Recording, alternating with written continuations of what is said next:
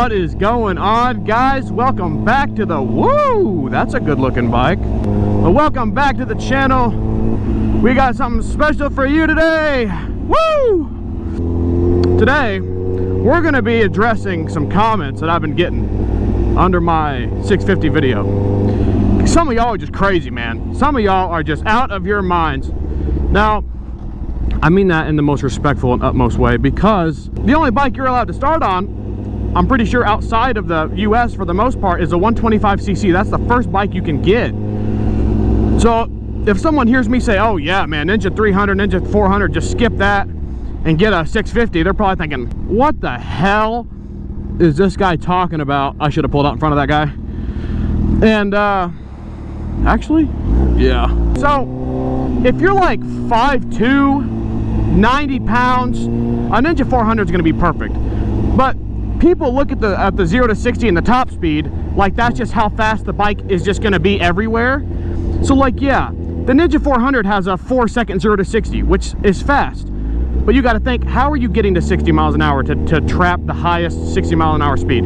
You are flooring that thing and just pinging it off rev limiter through all the gears until you get to 60 miles an hour. Okay, if you're riding that thing around and cruising around, you are going to have no power. The Ninja 400 makes 28 torque and like 40 something horsepower. Do you understand how slow that is? Like, that is incredibly slow. Now for someone that's never ridden a bike before and is like, you know, 90 pounds, it's gonna feel fast.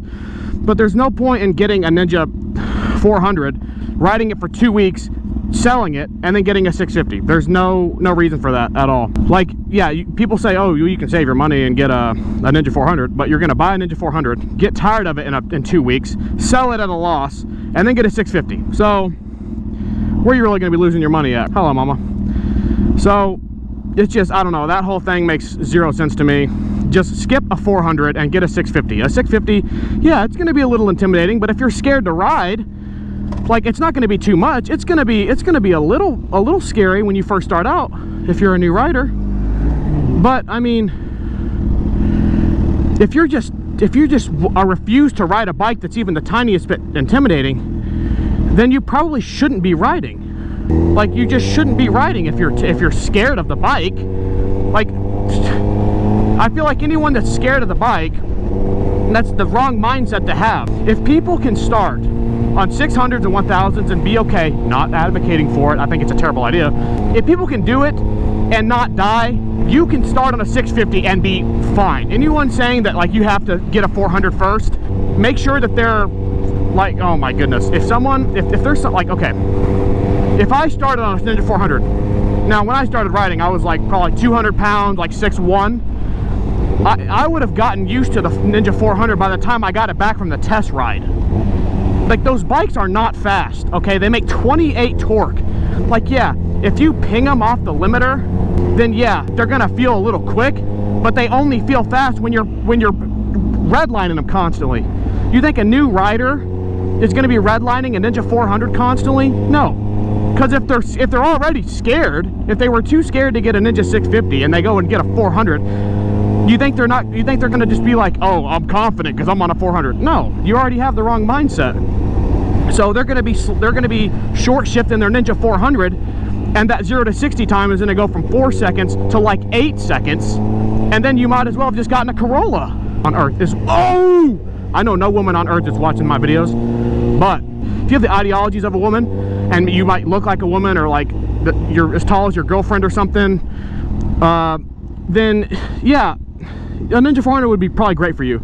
If you are a woman, a Ninja 400 is probably going to be great for you, because women are different than men, right? Women, of course, are going to be intimidated by a motorcycle. You don't need to go get a 650 or something if you're a woman. Now, some women are just badass, they can do it, right? But I'm talking about for the majority, a Ninja 400 would be like a perfect bike for a woman, because no one's realistically getting on their first ever bike and redlining it. So yeah, a Ninja 400 is quick when you're beating the shit out of it, but what new rider is going to beat the shit out of it? Like, I mean, make it make sense, guys.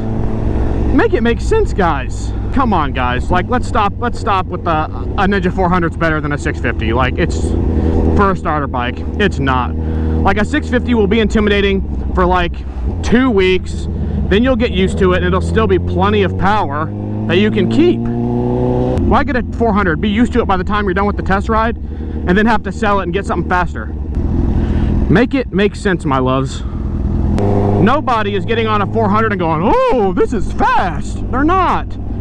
If anybody, if anyone's watching this and you're about to go buy your first bike, if you let anyone talk you into getting a brand new Ninja 400, just stop.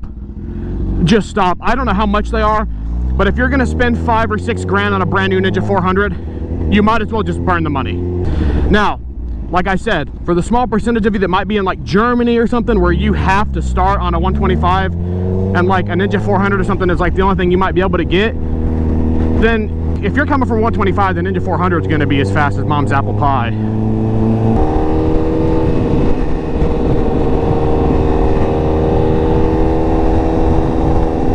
Yeah, so if you're looking at getting a 400, just try to find a 600 for like, or not, oh, do not, that's not what I meant. Pause. If you're looking for a Ninja 400 and you're about to go spend 5 or 6 grand on a new one, do me a favor and try to find a used low mileage Ninja 650 for the same price. I don't see a purpose for a 400 unless you're 100 pounds, 5'4", both, or you're a girl. Okay, so to wrap it all up, rule number 1, don't get a Ninja 400, okay? If that thing was actually fast and I was like promoting danger, someone on the comments could get mad and say something that, like, say you disagree with me. But if you disagree with me that a Ninja 400, it's just worthless unless you're 5'4", 100 pounds, or a girl, or all three, or you're just afraid of bikes, like, come on, man. Woo! Couldn't do that on a Ninja 400, I can tell you that. No, I'm kidding. 28 foot-pounds of torque. Do you guys understand what that means? 28 torque. If you are not pinging that Ninja 400 off the red line everywhere, that bike is going to be the slowest thing known to mankind. And every new rider is not going to be riding it like that. Now, you might ride it slow and methodical for the first week. Then you're going to try to give her the beans. It's going to be scary the first time you do it. Then you're going to be like, wow, that guy Ocean Super, he might have been onto something. That wasn't that bad. Let me do it again. About the 5th time you've read that red line, that thing, you're going to be like, wow. Well, now I want a 650. How do I sell my brand new $6,000 400 and get a 650? Oh, I can't. Because now I'm only going to be able to get $4,000 for it on Marketplace. I'm saving you guys the loss. Just get a 650, man. Get a 650. Respect it. It's all about your mindset. If you get on a 400 and think it's going to be nothing and it's just going to be slow, you're probably going to be in more danger than getting on a 650 and being like, okay, this thing is a little scary. Let's take it slow. Let's learn it.